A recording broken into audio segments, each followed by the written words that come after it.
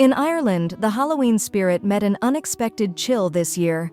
The annual Puka Festival, a celebration of Celtic folklore and the end of the harvest, was forced to quiet down early after new government restrictions banned outdoor music and gatherings past midnight.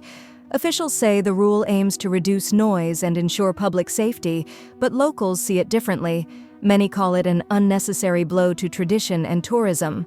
The Puka Festival draws thousands of visitors every October, blending ancient rituals with modern festivities.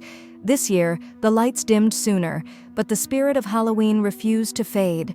Across Ireland, people still gathered to honor their roots, proving that no rule can silence centuries of culture and celebration.